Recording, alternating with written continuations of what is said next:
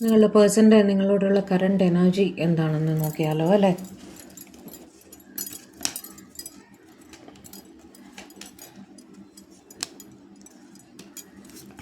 Bottom of the deck, justice.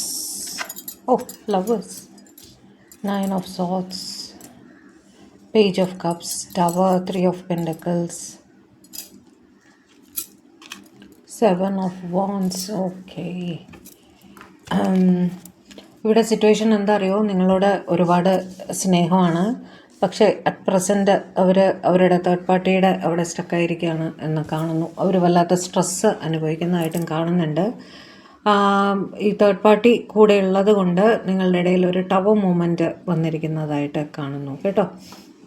Third party എന്ന് പറയുമ്പോൾ family ആയിരിക്കാം, അവരുടെ മാരീഡ് ആണെങ്കിൽ സ്പൗസ് ആയിരിക്കാം, അല്ലെങ്കിൽ എക്സ്റ്റെൻഡഡ് ഫാമിലിയും ആയിരിക്കാം. ഓക്കെ, അതുകൊണ്ട് തന്നെ നിങ്ങളുടെ ഇടയിൽ ഒരു ടവർ മൂവ്മെൻറ്റ് വന്നിരിക്കുന്നതായിട്ടും കോണ്ടാക്റ്റ് ലെസ്സായിരിക്കുന്നതായിട്ടും കാണുന്നു. ഓക്കെ, പേജ് ഓഫ് കപ്സ് നിങ്ങൾക്ക് ഒരു മെസ്സേജ് അയക്കണം എന്ന് വളരെ തീവ്രമായിട്ട് അവർ ആഗ്രഹിക്കുന്നുണ്ട്. നിങ്ങളുടെ റിലേഷൻഷിപ്പ് ഒരു ബാലൻസിൽ എത്തിക്കണം എന്നും അവർ ആഗ്രഹിക്കുന്നുണ്ട്. പക്ഷേ തടസ്സം ഫീൽ ചെയ്യുന്നു, സ്ട്രെസ്സ് ഫീൽ ചെയ്യുന്നുണ്ട്. ഓക്കെ,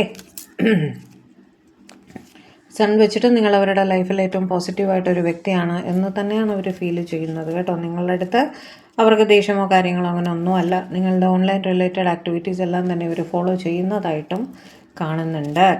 ഓക്കെ, വല്ലാത്തൊരു മിസ്സിങ് എനർജിയിൽ ഇരിക്കുന്നതായിട്ട് കാണുന്നു. കാരണം സ്നേഹം ഉണ്ടെങ്കിലും കോണ്ടാക്റ്റ് ചെയ്യാൻ പറ്റാത്തൊരു സ്ഥിതിയായിട്ട് നിൽക്കുന്നതായിട്ടാണ് കാണുന്നത്. കാര്യങ്ങൾ ക്ഷമയോടെ ഹാൻഡിൽ ചെയ്ത് പോകാം, മുന്നോട്ട് പോകാം, ഒരു ബാലൻസിൽ മുന്നോട്ട് പോകാം എന്ന് തന്നെ അവർ കരുതുന്നുണ്ട് കേട്ടോ.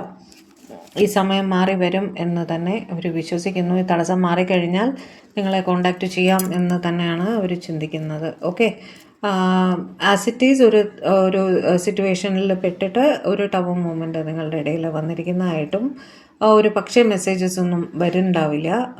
നിങ്ങളതിനെപ്പറ്റി ബോധമായിട്ട് ചിന്തിക്കുന്നതായിട്ടും കാണുന്നു. ഓക്കെ, എന്ത് തന്നെയായാലും സിറ്റുവേഷൻ മാറി വരും എന്ന് തന്നെയാണ് കാണുന്നത്. ഓക്കെ.